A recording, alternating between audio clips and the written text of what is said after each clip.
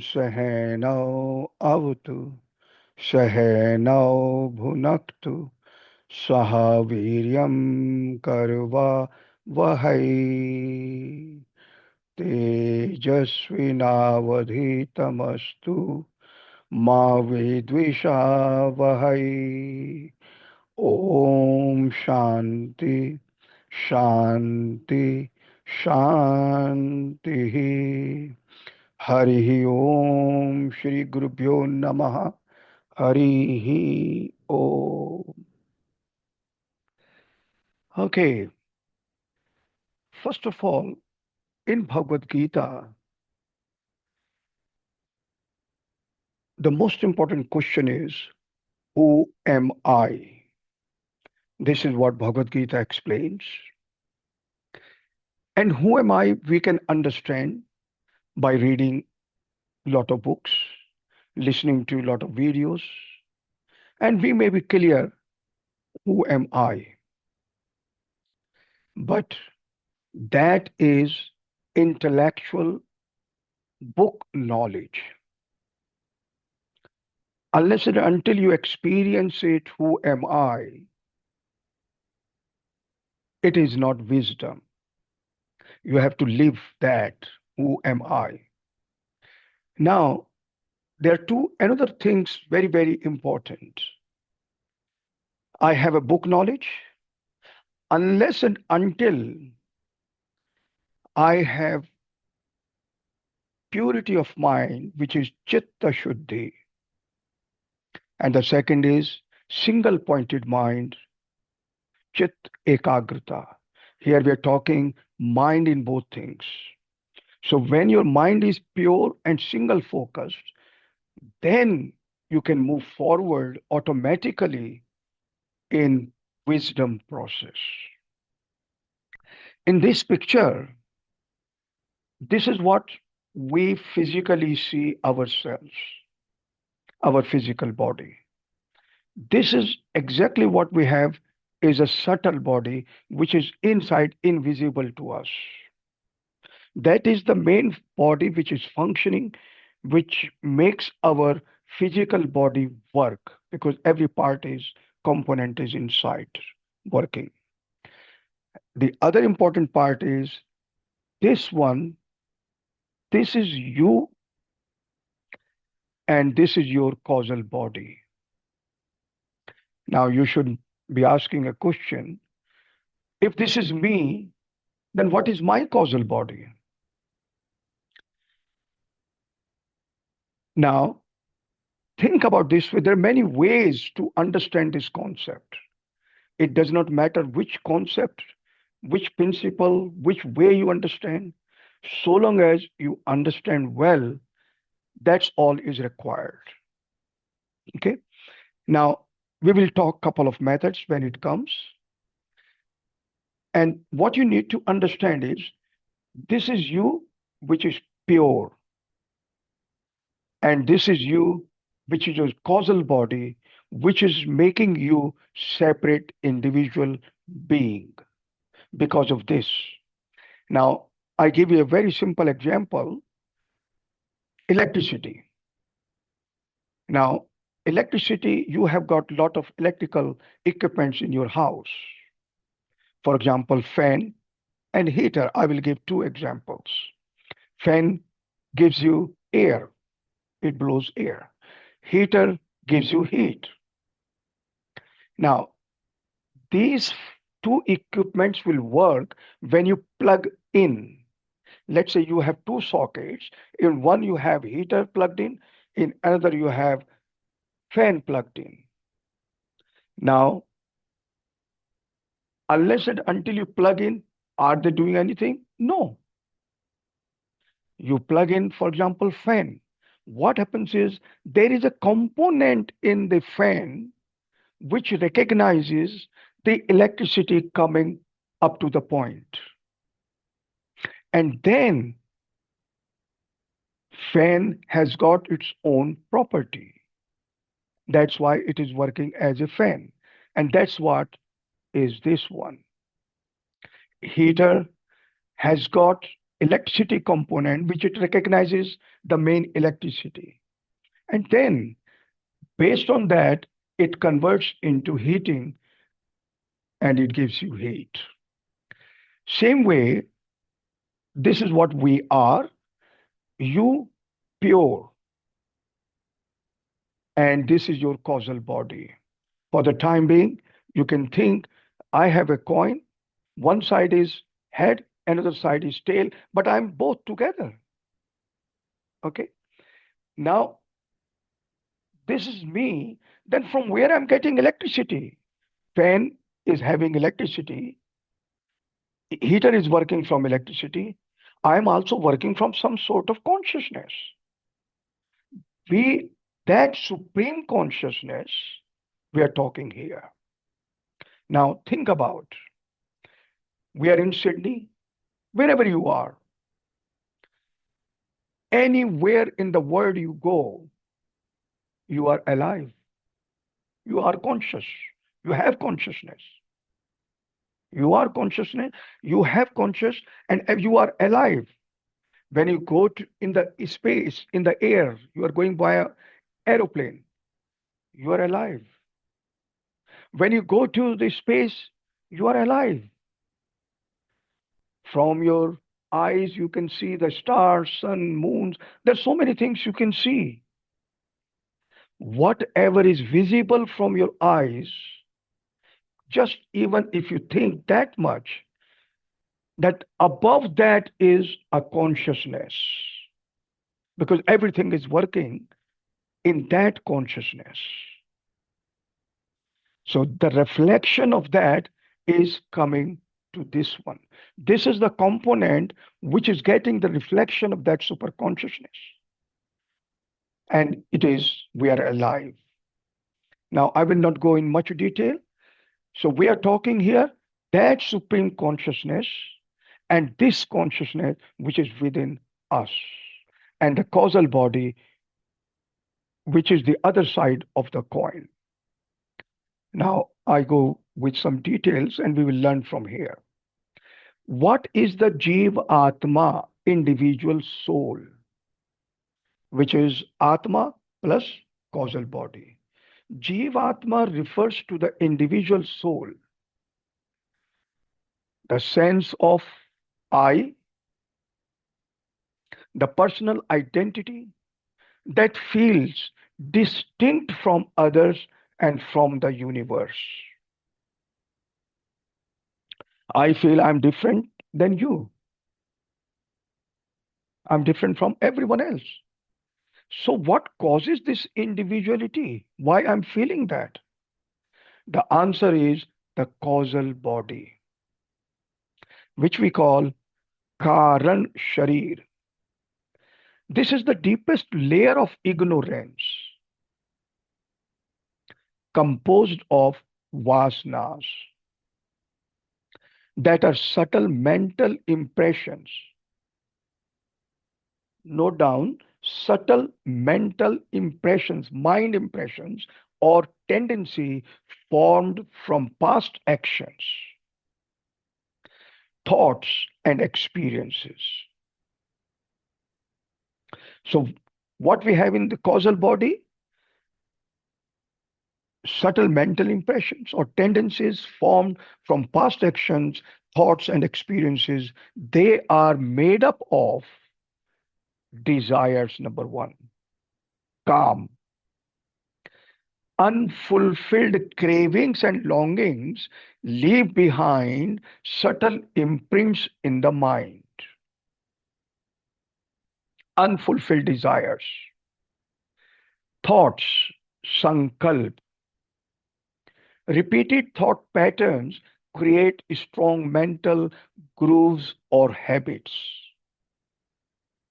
I keep repeating my one same thought, so it makes a stronger imprint in the mind. Actions, karma. Every action performed, especially with strong emotions or attachment, leaves behind a subtle trace. Number four, emotions, bhav. Emotional experiences, particularly intense ones, shape the quality and strength of vasanas. Number five, memories, which we call smriti. Memories of pleasure or pain from past experiences get stored as tendencies for similar experiences. So now you can understand the one side of a coin is pure Atma. The other side of coin is your vasanas, causal body, which is composed of these five things.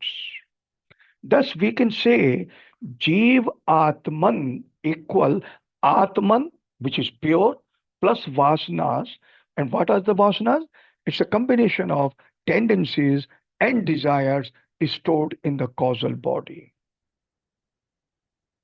In simpler words, your true self plus the covering of ignorance and desires becomes the Jeev Atman.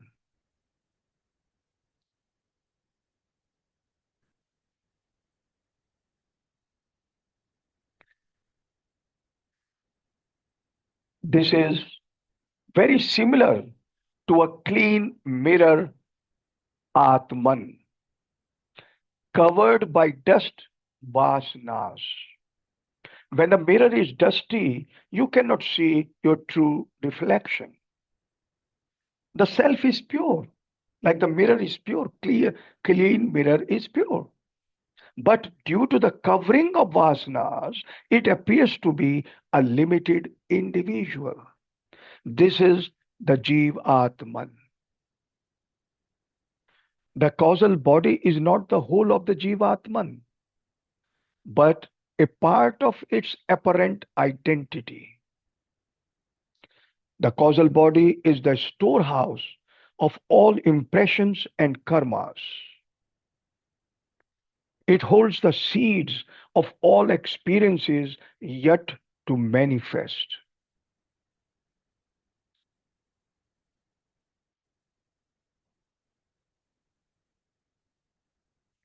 When we say Jeev Atman equal Atman plus causal body, which is vasanas, we are speaking from the standpoint of appearance, not the ultimate truth. In reality, there is no separation. Like coin has got two coin. It whenever I take a coin, I just treat both sides as one. The Jivatman is none other than Brahman once all coverings are removed. When there is no vasanas left, then you have a pure soul, pure Atman. At death, deep sleep, samadhi, or spiritual ascent, Udan Pran, there are five prans, and one of them is Udan, is the vehicle that transfers the soul's subtle record, like memories, emotions, and karmic seeds, into the causal body and onward. So, whatever impressions we are having, memories, emotions, and karmic seeds in our mind, physical mind, it is going from there to the causal body, and causal body plus pure Atman is just one thing. And that's what leaves the physical body. Live in such a way that your actions purify you. Because causal body is my false identity. Because of that, I'm individual, I feel. But when there is nothing left in my causal body, I will become pure. Your mind becomes clear. Your heart becomes compassionate. Your awareness rises beyond body and ego. So we need to have Chitta Shuddhi and Chitta Ekagrita. Then one day the soul will no longer need new clothes. That is called moksha. Because if I do not have any desires left, I have no conflict with anyone in this world. I don't have any attachment, any emotions, nothing is there. Then why should I come to this world? The sequence, the sequence of the Panch Mahabhutas, five great elements, is space. Space is the most subtle. Then comes air. Then comes fire. Then comes water. And the last is earth. These are the five Panch Mahabhutas. Now we will go in more detail, and we got 18 chapters of Bhagavad Gita, and we will cover all these. But the important thing for you to remember is, who am I? I'm pure, but because of my causal body, I am coming to this world again and again. And I need to make my mind pure, which is Chitta Shuddhi, and I need to make my mind Chit Ekagrita, single pointed mind. These are my focus to achieve in reading Bhagavad Gita. And that's what we will discuss, how to achieve those two things. Now we start our Bhagavad Gita, chapter 2. Om Shri Krishna Paramatmane Namaha. Shrimad Bhagavad Gita अथ द्वितीयोऽध्यायः सांख्य योगः yoga of the supreme self. Now in this we have got 72 verses in this chapter 2. Today we are going to talk about introduction. Now in this introduction I will try to give you a little bit summary of where we were after finishing chapter 1. In the first chapter of the Bhagavad Gita, called Arjun Vishad Yoga, the yoga of Arjun's sorrow, we see how Arjun becomes overwhelmed by grief and confusion. The reason is his strong emotional identification with the warriors standing before him. He thinks they are my own people. In Sanskrit, we call them Swajanam. The word Swa means one's own, and Jan means people. Because of this feeling of I and mine, Arjun loses his sense of objectivity. He no longer sees the situation clearly. When the feelings of I and mine arise personal, attachment clouds judgment, and one's ability to act according to truth and duty becomes weakened.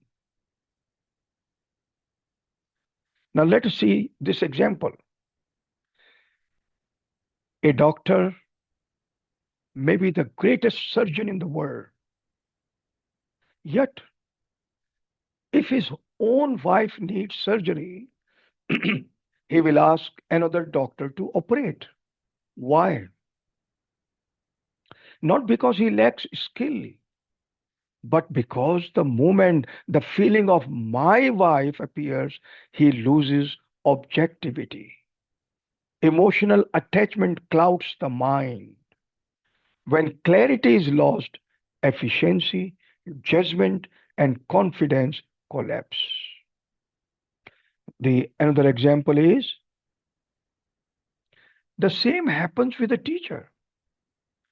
A father might be an excellent mathematics teacher, respected by students all over the city. But when it comes to teaching his own son, problems arise. Not because he cannot teach, but because the emotional bond interferes. The thought, this is my son, creates impatience, tension, disappointment, and frustration. Finally, the father sends his son to another tutor. When mind comes into the mind, emotional balance is disturbed. And this is exactly what happened to Arjun in the Bhagavad Gītā. Bhagwan Shri Krishna acted with great wisdom when Arjun said, Senayor Ubhayor Madhye Isthapayitva Rathottam. That is verse number 24 in chapter 1. O Krishna, place my chariot between the two armies. Arjun wanted to see the warriors he would have to fight so he could decide his strategy. Everything is fine so far. Whom to face first and whom next. Krishna could have stopped the chariot anywhere on the battlefield. After all, both armies were enormous. But he deliberately drove the chariot right in front of Bhishma and Drona, Arjun's beloved grandfather and revered teacher. The moment Arjun saw these two figures,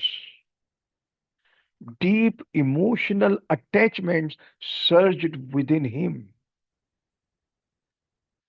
He no longer saw enemies standing on the opposite side. He saw his family and his guru. Overcome with love and emotional conflict, Arjun's clarity dissolved. His heart trembled and his confidence collapsed, giving rise to the confusion that leads into the teachings of the Bhagavad Gītā. Dronacharya loved Arjun dearly. Arjun was his most beloved disciple. Bhishma Pitama also cared for the Pandavas more than their own relatives did. When the five brothers returned after their father Pandu died, Dhritarashtra and Duryodhan showed little affections towards them. It was Bhishma who protected and nurtured them like a father, especially Arjun, whom he often held on his lap as a child. So when Arjun stood on the battlefield and saw these same beloved elders in front of him, his teacher Drona, his grandfather Bhishma, and many others, his heart flooded with emotional attachment. Again and again, his mind exclaimed, Swajanam, Swajanam, my own people, my own people. This emotional surge clouded his judgment. The first result was from that emotion shock, sadness. Sadness overpowered him completely. Among all emotions, anger, greed, jealousy, sadness is the most paralyzing. When one is angry or jealous, one may act wrongly, but at least one can act. Sadness, however, drains all strength. It makes the mind weak and helpless. When sadness dominates, clear thinking becomes impossible. One may argue or reason, but all conclusions reached under sadness are distorted. Yet the mind believes wholeheartedly that its conclusions are correct. The mind has tremendous power to convince itself it is right, even when it is completely wrong. See, we are talking only mind here. That is why people frequently change their opinions and still believe each new stance is justified. Every time they're convinced, now I'm right, the mind is extremely skilled at jumping to conclusions. Arjun, overwhelmed by grief and emotional attachment, became confused and deluded, incapable of performing his duty. This is the condition that led to the teachings of the Bhagavad Gītā. The human mind is very quick to decide when emotions take over, but is slow and careful when clear thinking is required. When we are sad or emotionally disturbed, we jump to conclusions without proper reasoning. Our judgment becomes clouded. This is exactly what happened to Arjun in the battlefield. When sorrow overcame him, he suddenly said, I do not desire victory, kingdom, or pleasures. Yet, Arjun had not come to the battlefield for personal gain. A soldier fights for duty, for righteousness, not for himself. But grief stole his perspective. His emotional mind started producing many arguments. These arguments were not truly meant to convince Krishna, they were meant to convince himself, which means what he was trying to decide, he is trying to justify that it is fine. Whenever people speak emotionally, they often talk excessively, not giving the other person a chance to respond. Their words flow like a flood. Krishna did not interrupt. He listened silently because a person in emotional turbulence first needs to express before they can receive guidance. It is like the you have a cup full of water, for example. How can you put milk in that? Because it's already full. That is the same thing scenario with person in deep sorrow. He doesn't listen to anyone. After pouring out all his arguments about killing his relatives, teachers, elders, and loved ones, Arjun claimed it would be sinful and socially destructive to fight. He questioned what joy could come from winning of if those dear to him would be dead. He even argued about how war harms society. All these arguments were emotionally valid, but spiritually misplaced. A warrior's duty is not decided by personal relationships, it is decided by righteousness. When injustice rules and peaceful solutions fail, action becomes necessary even if painful. This is called a necessary evil. The Bhagavad Gita is often misunderstood as a book promoting violence because Krishna repeatedly tells Arjun to fight. In reality, it is not a book of war, it is a book of duty. Because what was the duty of Arjun at that time? To fight. He was a soldier. Arjun's duty happened to be fighting. Our duty is whatever work life has placed before us: family responsibility, honesty, service, and spiritual growth.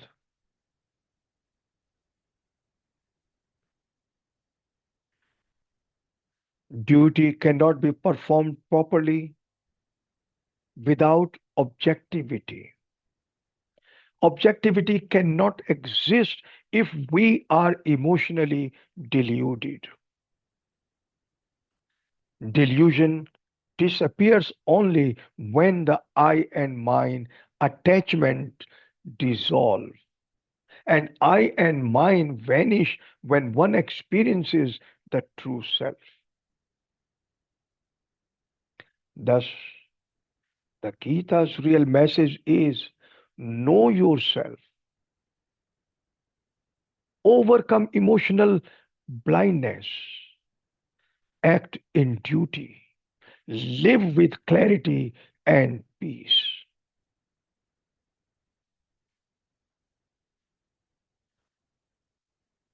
The Bhagavad Gita is not merely a book about war.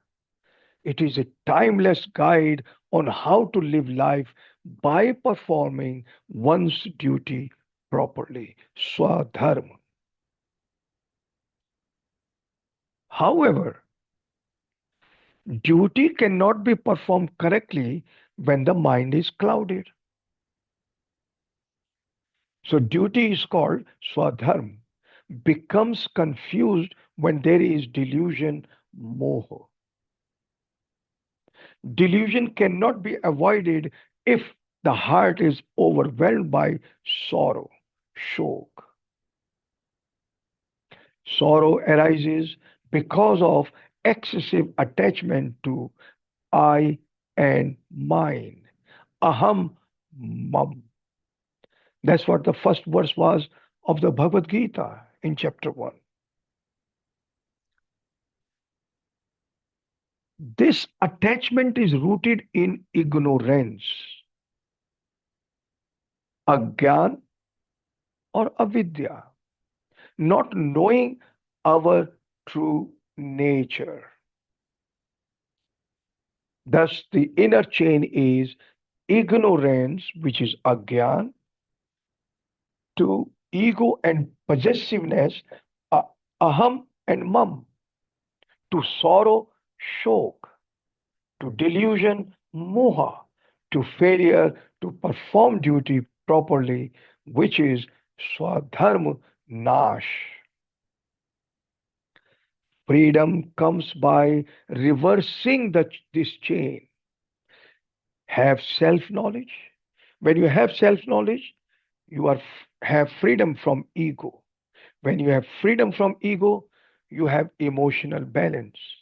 And when you have emotional balance, you have clarity of mind.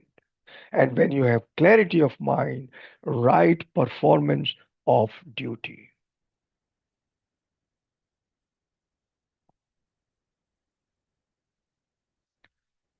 Bhagavan Krishna chose to address this problem at its deepest level. He could have said to Arjun, you must fight it now, forget it. Whatever I'm saying is right, fight. But no, from the root, rather than offering only surface advice. The real problem was not that Arjun did not know his duty as a warrior. Anyone could have told him that you are a soldier, this is your responsibility, your country and teachers trained you to protect Dharma. So fight, no matter who stands before you. Even Arjun's own guru, Dronacharya, could have given that same instruction. I trained you to fight, not to run away. Perform your duty. This kind of teaching required no divine wisdom. Any commander or teacher could provide it. Such advice might have solved the immediate problem. Arjun would have picked up his bow and fought, but there would have been no Bhagavad Gītā. Krishna, however, was not interested merely in pushing Arjun back into battle. He wanted to cure the problem at its source, the seed of all confusion, which is ignorance.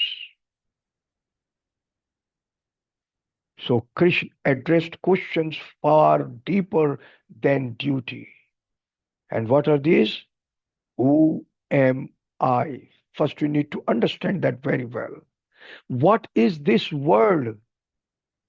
What is life and death? What is real and what is temporary?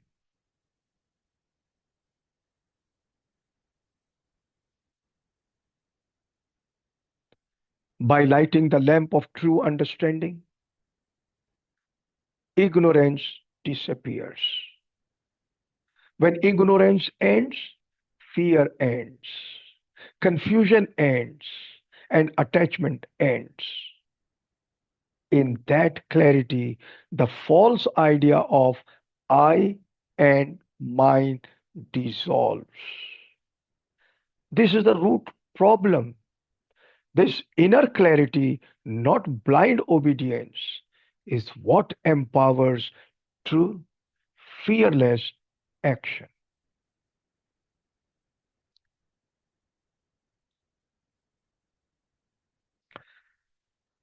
I cannot explain everything at once, but please understand this as the foundation now. Bhagwan Shri Krishna first addresses the problem of ignorance. When ignorance is removed, the false sense of I and my fades away. When this ego dissolves, sorrow disappears. When sorrow disappears, delusion vanishes. When delusion vanishes, clarity arises about what must be done. That is how Arjun's problem is ultimately solved. At the end, Arjun says, Nashto mohaha. My confusion is gone and my understanding has returned. This is what was said in chapter 18. It is not that Arjun did not know his duty as a warrior. He already knew it. Yet, when overwhelmed by sorrow, his knowledge failed him. This happens to all of us. We are wise before the problem arises, and wise again after the problem is over. But while facing the problem, our wisdom disappears. That is why we give excellent advice to others while failing to apply the same wisdom to our own lives. Most human beings are educated, they are trained and intelligent. Yet, when crisis strikes, we make grave errors, creating chaos and suffering. Why it happens? Because at the moment of distress, we become enveloped by ignorance, and our mountain of knowledge becomes inaccessible. Bhagwan Shri Krishna first addresses the root cause of Arjun's confusion, which is ignorance. Once ignorance is removed, proper guidance about right action naturally follows. Arjun declares his readiness to learn. Therefore, the teaching of Bhagavad Gita is complete and holistic, not limited to solving only the immediate problem of deciding what is right or wrong. Although Arjun approached Krishna with a moral dilemma, the real problem was not ethics, it was deep sorrow clouding his judgment. Arjun already knew what the correct action was, yet his emotional grief created delusion and helplessness. This sorrow came from a lack of true understanding about the nature of life and duty. Hence, Sri Krishna does not merely give surface level advice, he goes to the very root of the problem and gives knowledge that transforms Arjun's entire perspective on life. The goal is not to solve the momentary crisis, but to raise Arjun to a state where he can face any difficulty in life with clarity and courage. Thus, the Bhagavad Gita is not a temporary fix. It is a solution for all problems of human life. Mastering the Gita means mastering the art of living. The essence of chapter 1 is the presentation of Arjun's sorrow, shok, and delusion, moho. This is the heart of the chapter. The second chapter of the Bhagavad Gita is called Sankhya Yoga. The word yoga means a means or method, something that helps us reach a goal. Its Sanskrit root is yuj, which means to unite. Yoga therefore means that by which a person becomes united with their true nature or with God. In the first chapter, Arjun is overwhelmed by Vishad, which means deep sorrow or grief. Another word for sorrow in Sanskrit is shok. Arjun pours out this sorrow before Bhagwan Shri Krishna. When pain is taken to God and not merely complained about to the world, that sorrow itself becomes a path to spiritual awakening, a yoga. Thus, even suffering can become a means of union with God.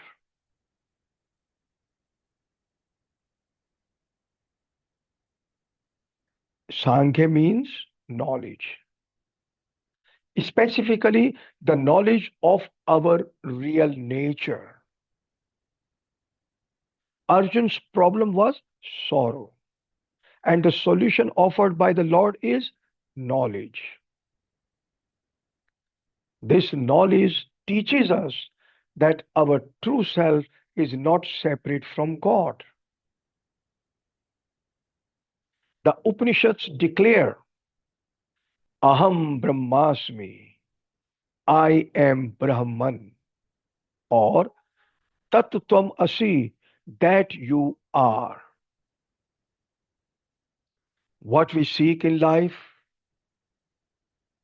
happiness, fulfillment, perfection, peace, is not something outside us. It is our own real self. God is not distant. God is not merely close. God is so near that He is our very being. Sankhya Yoga becomes Yoga because the knowledge Shri Krishna gives enables Arjun to unite with his true nature, the self, and thus with God. This chapter is extremely important, for it serves as the summary of the entire Bhagavad Gita. There are three summary chapters. Chapter 2, summary in prospect. What is going to be taught in Bhagavad Gita? Chapter 18, summary in retrospect. What has been taught? So, chapter 2, summary in prospect. What is going to be taught? Chapter 18, the last chapter, summary in retrospect. What has been taught so far? And chapter 15, condensed summary of the essential truths.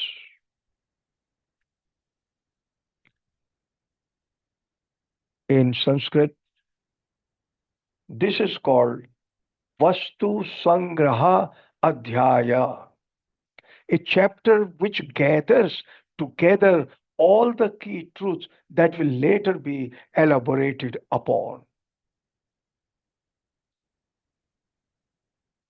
The Bhagavad Gita is not merely a religious scripture, it is a manual for life, a psychological guide, and a spiritual map for freedom. Shri Krishna himself declares in chapter 15, I have revealed to you the most secret knowledge of all scriptures. Whoever understands this becomes wise and fulfilled. In simple terms, the whole teaching of the Gita can be summarized, and that summary is given at the beginning, Upakram, in the middle, Abhyas, at the end, Upsamhar. A good teacher never changes the message halfway. Now we come back to chapter 2 again. Chapter 2 of the Bhagavad Gita marks the true beginning of Lord Krishna's spiritual instruction to Arjuna. This chapter can be understood as being divided into four main sections, each revealing a deeper layer of wisdom about life, the soul, duty, and devotion.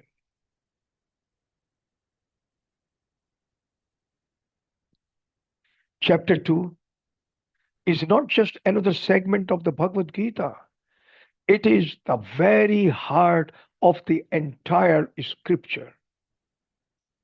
If only this chapter survived, humanity could still learn the full path of self understanding, mental strength, right action, inner peace, devotion to God. In chapter 1, Arjun stands confused and emotionally overwhelmed on the battlefield. He experiences doubt, fear, pity, and moral conflict. Emotions that every human has felt many times in life. Chapter 2 begins when Krishna finally speaks, turning Arjun's confusion into clear spiritual guidance. This chapter heals emotional weakness, explains the truth of the soul, teaches the purpose of duty, which is karma, introduces devotion and meditation. It forms the blueprint for all later chapters. So now we are talking about four divisions of chapter 2.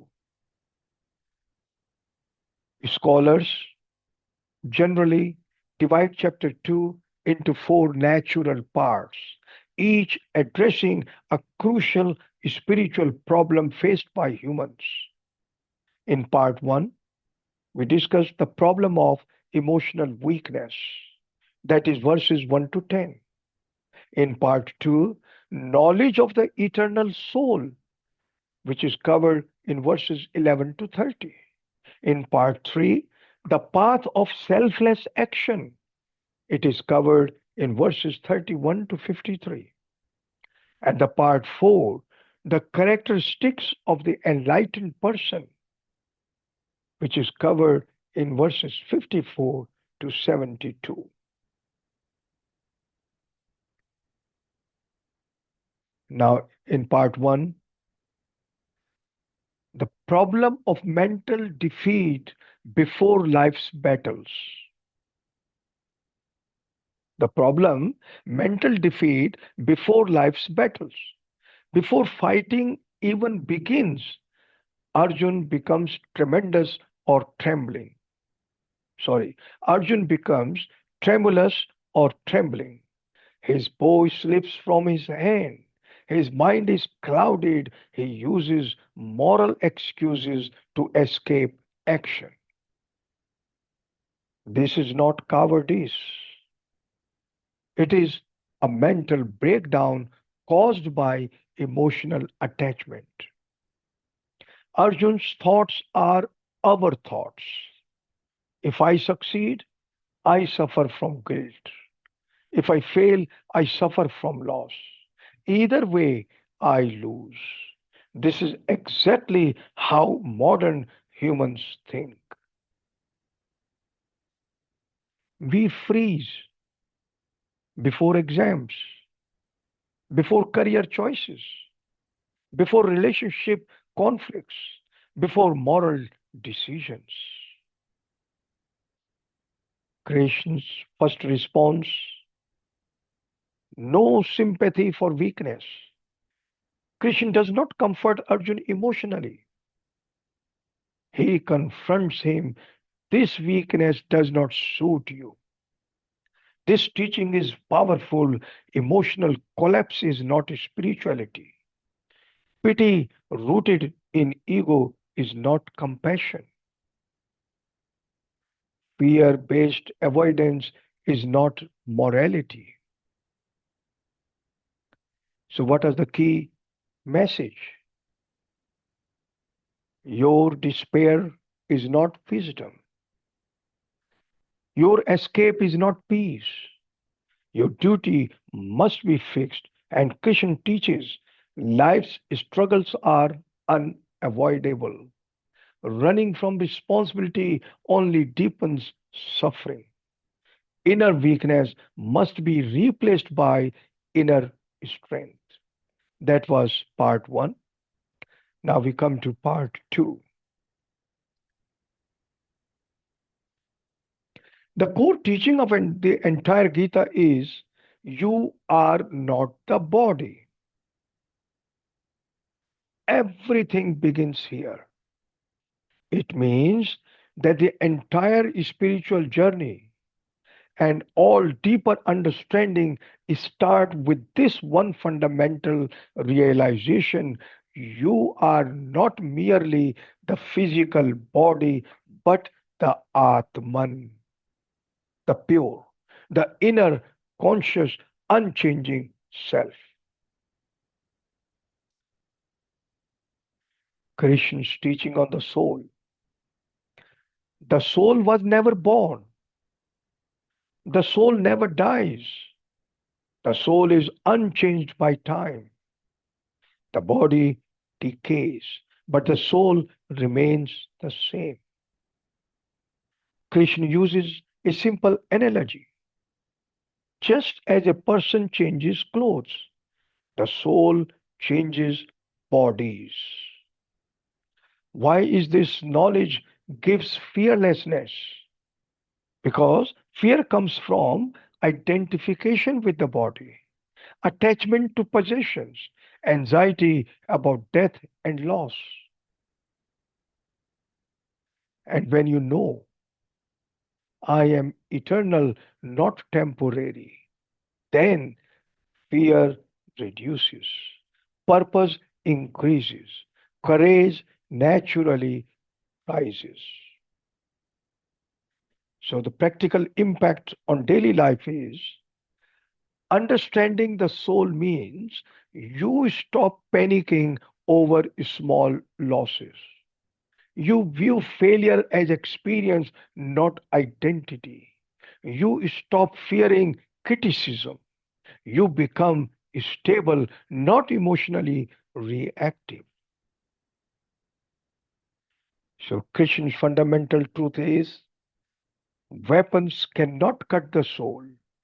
Fire cannot burn it, water cannot wet it. This creates unshakable confidence. You are indestructible at your core. So, the key message of part two is you are not weak, you only forgot your eternal nature. Now we come to part three, the problem with human action. We act for reward, for praise, for fear of loss. And this causes stress, anxiety, frustration, burnout. So, Christian revolutionary teaching is work without attachment to results. This is karma yoga. Action is mandatory, attachment is optional and destructive. So, true formula for peace is number one, perform your duty sincerely. Let go of the personal reward. Number three, offer the action to God.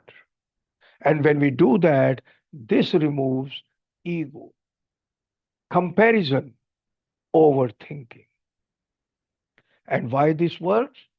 When you stop demanding outcomes, you work better, you sleep better, you trust life more, you fear less.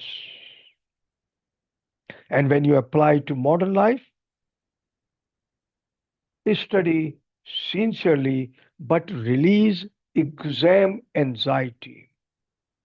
Work honestly without obsession over promotion. Love deeply without controlling expectations. So, the key message is your power lies in action, not in worrying about results. Now we come to part four. What is a sthit pragya?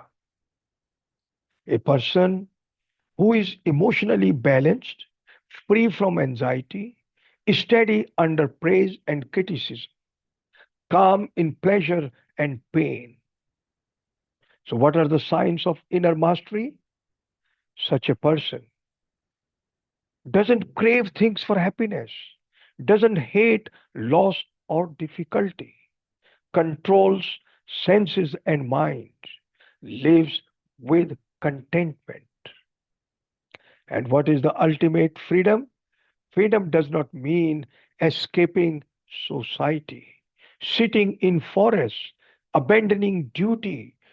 True freedom means being peaceful inside while living normally outside. So, what is inner victory? Krishna closes chapter 2 with this state is the highest achievement of life. Istittak. Not wealth, not fame, not domination. Inner peace is the highest success. So, what is the key message of part 4? Control the mind and you conquer the world. The Guru says, chapter 2 teaches us the formula for a powerful life. And what is the formula? Know who you are, the soul. Do your duty without fear. Let go of the results. Master your mind. You are stronger than your doubts. You are greater than your fears. You are eternal in spirit, purposeful in action, and capable of unshakable peace. This is the timeless message of Bhagavad Gītā, chapter 2. I will conclude here. Om Purnamadaha Purnam Idam Purnat Purnam Udachyate Purnasya Purnam Adaya Purnam Eva Avashishyate. Om Shanti Shanti Shanti. Harihi Om Shri Gurubhyo Namaha. Harihi